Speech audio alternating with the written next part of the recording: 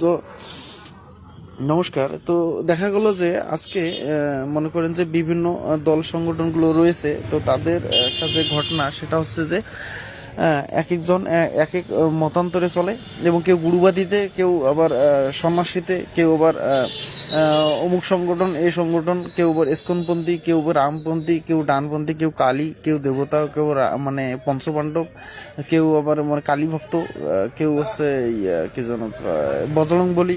তো ঘটনা হচ্ছে যে একতা এবং ওই লোকজন করে আমি অতীতে দেখলাম যে এই সংগঠনগুলো ঐক্যবদ্ধ হওয়ার ফলে দেশে বিভিন্ন জায়গায় অরাজকতা সৃষ্টি হয়েছে। কীরকম অরাজকতা?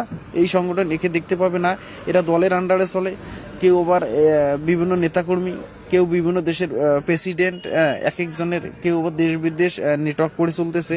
তো এদের কার্যক্রমগুলো আমরা অতীতে দেখেছি যে আসলে 16-17 বছরে তারা তো উন্নয়ন করতে পারে নাই।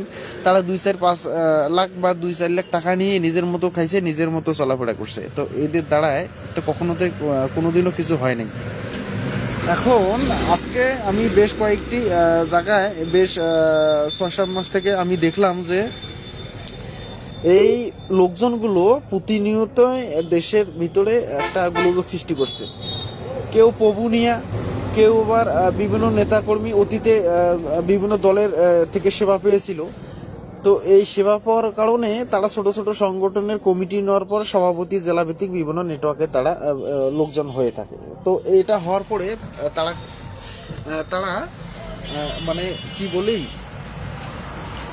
যখন এরকম বিভিন্ন নেতাকর্মী তারা হয়, এখন এরপরে প্রতিনিয়ত তারা ওই ভালো লাগে না, মানে অন্যান্যরা কেউ যদি ভালো কাজও করে তাদের ভালো লাগে না।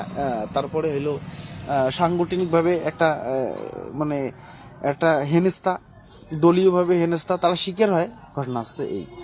তো তারা অতীতে কি করেছে, কি মহৎ বড় কাজ, কি বোকামিটা করেছে, সে ব্যাপারগুলো নিয়ে অনেকে হয়তো লম্পজম্প বিভিন্ন কথাবার্তা বলে থাকে। এখন সাংগঠনিকভাবে তারা একতা হওয়ার পর মনে হয় যে প্রেসিডেন্ট হয়ে গেল। এবং ভাবছিল অতীতে যে তারা ডিসি, মন্ত্রী, এমপি এবং একেবারে পিও, সিও, মানে একেবারে বিধায়ক, একেবারে যা আছে, মানে তাদের চাল চলন কথাবার্তা একদম আলাদা রকমের ছিল। তারা নিজেদেরকে এত বড় বড় নেতা, মহৎ ব্যক্তি মনে করেছিল, যা একদম বলার মতো না। তো সেটা সেটা একটা ব্যাপার। আর একটা ব্যাপার হওয়া লাগছে যে এখন দেখা যায় যে আমাদের দেশের যে হিন্দু সম্প্রদায় রয়েছে তাদের আবার দেখেন কাহিনীটা, আবার গুরু ভক্তি, কেউ আবার দেবতা ভক্তি, হ্যাঁ, তারপরে কেউ আবার মামলা, অতীতে সরকারের দলের লোক ছিল, এরা আবার এখন কি করছে, বিভিন্ন দলে গিয়ে ওই টাকা পয়সা যা নিয়েছিল গত দলে, এখন এই দলে এসে ভয়ে হতাশে তারা এসে এখানে যোগ দিছে। যোগ দেওয়ার পর কী করে, যোগ দেওয়ার পর ওখানে গিয়ে ওই করে, মানে বলে যে দাদা আমরাই সব দল দেখি, সব হিন্দুর মধ্যে ওরাই নেতা, টাকা দাও, কাজ করে। ওই সেকুলারই ধান্দাবি তাদের বউ বাচ্চা কাচ্চা আত্মীয় স্বজনরা সবাইতে তারা দ্বিধাবোধ অতীতে করেনি, এখনও না। কুত্তাদের, এই জারজদের কখনো ভালো চোখে দেখা যাবে না। এই শালারা, এই শুয়াররা সারা দেশ বিদেশের লোকজনের বিপদে ফেলেছে, এবং দাঙ্গাকে আরও উগ্র করার মধ্যে এই সংগঠনগুলো একত্র হয়ে 20-25টি সংগঠন একত্রে সারা দেশের মধ্যে একটা হয়রানি করাইছে। এরা এতটা খারাপ, এতটা জঘন্যতম, নিজে প্রস্রাব পায়খানা টয়লেট করলে গন্ধ, এবং নিজের মলমূত্রকে দেখলেও ঘৃণা আসে না, কিন্তু এদের চরিত্র, কথাবার্তা, চালচলন, তাদের নেতামি পাকামি এখনও যায় নাই। তারা এতটাই মানে কি বলি, আর এর থেকে বড় মুখের ভাষা আর পৃথিবীতে খারাপ নাই। এটা এতটাই খারাপ, নিকৃষ্ট মনের, মানে তাদের চাটুকারি, নেতামি, পদপদবি এবং ওই লোভ, টাকা পয়সা, অর্থ, এদের ধর্ম টর্ম বর্ণ এদের কাছে কিছুই না। এদের মেন টার্গেট হচ্ছে কীভাবে খাবে, চলবে, বসবে, এরাই হলো তাদের ধান্দা। এটা হচ্ছে তাদের মুখ্য উদ্দেশ্য। হ্যাঁ, এদের তো কাণ্ডজ্ঞান, বিবেক বলতে কিছু নাই। তারা একতা না, আরে 16-17 বছর থেকে তোমরা একতা হইতে পারো না, আবার একতা করে। এরা বড় নেতা হয়ে গেছে, হ্যাঁ, এরা আবার একতা করবে। কিসের একতা করবা? আচ্ছা, এখন গেল, এখন বাংলাদেশে হিন্দুদের 60% যে ফেসবুক আইডি রয়েছে, তার মধ্যে 45% লেখে ভারত মাতা কি জয়, ভারত মাতা কি। আরে চোদনার পর চোদনা, ভারতের জয় হলো সুদলাম, তোদের কি বাল হবে সেই বাল আমার কম। তোদের ভারতে নিয়ে রাখবে, তোরা থাকবি রিপুদি, চাউল ডল খাবি, কাজ করবি, খাবি, চলবি। কি এমন মহৎ বালের বাল হবে তোদের? তোদের কে সুতবে, কে লাগায় তোদের? তোরা কি বালটা ছিড়বি, তোরা কি বালটা করবি আমরা জানি না। আমাদের থেকে কি জ্ঞান গরিমা দক্ষতা আমাদের থেকে খুব বেশি? তোদের খুব বেশি জ্ঞান, বেশি জানিস। এই দেশ থেকে কোনো দেশের লোক গেলে কি এমন ব্যবহার, তোদের বউ বাচ্চা কাচ্চা তো কুত্তে শিয়ালের মধ্যে চাড়াচ্ছে। যে দেশে নিজেদেরই কোনো স্থান গরিমা নাই, যুদ্ধ সংকট নানান সমস্যায় পড়ছে, সেখানে তোদের নেতামি পাকামি চলে। শালা ইতর, হ্যাঁ ইতররা। আমাদের তোরা আইন নিয়ম কানুন শিখাস, বুঝাস, একতা শিখাস, দাদাগিরি খাটাস। আরে তোরা যখন সংগঠনে বুঝতিস না, এই যে 15% এখনো নির্বোধ। এরা সাংগঠনিক, এরা যে দলবদ্ধ হয়েছে তারা কিন্তু সাংগঠনিক কোনো সুযোগ সুবিধা, কোনো লাইসেন্স, কোনো ভালো কর্মের জন্য না। এরা অতীতে দলে ছিল, সেই সুবেদে তারা সে টাকা পয়সা নিয়ে বিভিন্ন জায়গায় সমস্যা সৃষ্টি করার জন্য এরা মাঠে নামছে। এরা সেই লুচ্ছেরা, এরা এতটাই লুচ্ছা।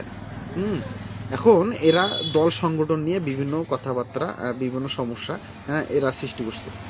তো ঘটনা হচ্ছে এসবের পিছনে যারা দাঙ্গা হাঙ্গামা, মানববন্ধন, ইতিহাস, বিভিন্ন জায়গায় নেতাকর্মী টাকা পয়সা নিয়ে চলাফেরা করেছে, তাদের কারণেই আজকে বাংলাদেশের 90% হিন্দুরা বিপদগ্রস্ত।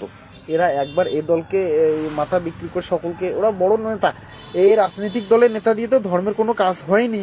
অতীতে যদি কেউ 2-1টা কাজ দেখাইতে পারেন, আমি চ্যালেঞ্জ করলাম টাকা পয়সা সব ছেড়ে দেবো, গাড়ি বাড়ি যা যাবতীয় সম্পত্তি রয়েছে, যদি সে আমাকে একটি কাজ দেখাইতে পারে যে একটি মন্দিরে একটা ইট দান করছি।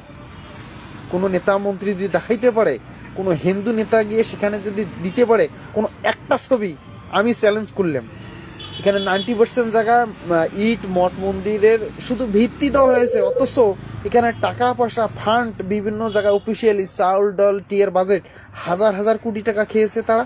সেই হিসাবে একটা মন্দির ছোট যে টিন ফুটা, ওই টিন ফুটায় রয়েছে তাদের চাল চলন এবং টাকা পয়সা যে গড়গড়িমা ছিল। এবং যদি হিসাব করে দেখা যায় 50 তালা নয় 500 তালা পর্যন্ত হয়েও বাঁচে টাকা, কোটি কোটি টাকা। এই টাকা পয়সা কমিটি চালচলন, এক দলের লোক ক্ষমতায় আসলে কমিটি পায় ওরা, আরেক দল আসলে সে দলের লোক ক্ষমতা টাকা পায় কমিটি পায় এরা। এই ছাগল ইতররা কীভাবে চান্স পায়? এই ছাগল ইতরদেরকে সর্বপ্রথম পিটেন দিয়ে তাদের গোষ্ঠী পর্যন্ত পিটেন না দেওয়া পর্যন্ত, একটানা তাদের কানে কপালে থাপড় না দেওয়া পর্যন্ত এই সাংগঠনিক রূপগুলোকে কন্ট্রোল করা যাবে না।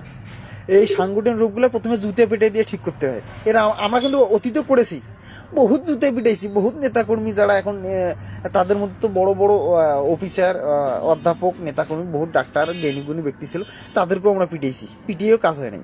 হ্যাঁ, ও শালারা তাদের বউ বাচ্চা কাছে স্টেজে গিয়ে নাচাবে, আসলো কি ড্যান্স, উড়িয়া ধুড়িয়া ড্যান্স, কি রকম চালচলন তাদের। আরে বাবা রে, তাদের যে খাওয়া দাওয়া চলাফেরা সাজুগুজু ছিল, কোথায় গেল যৌবন সাজুগুজু চলাফেরা আপনাদের ক্ষমতা? হ্যাঁ, এখন করে না, এখন লাগায় না, এখন তো ঠিক আছে, সব ঠিক আছে। তো দেশে 5ই আগস্টের পর কোনো ধরনের সাম্প্রদায়িক হামলা হয় নাই, শিওর। ওই ইসকন প্রভুদের জন্য সারা দেশের মধ্যে মারামারি কাটাকাটি তৈরি হয়েছে, একমাত্র ইসকনদের জন্য। দেশে শান্তি শৃঙ্খলভাবে ছিল। এই কয়েকদিন পরে নাকি অনেকে গুজব ছড়াই দিয়েছে ইসকন প্রভু বের হবে, একরকম মহৎ বড় কাজ হবে বের হলে। আরে বাবা, দেখি না কি করে, এটাই হলো আমার কথা। কি এমনটা করে দেখা যাবে। নমস্কার, সকলে ভালো থাকবে।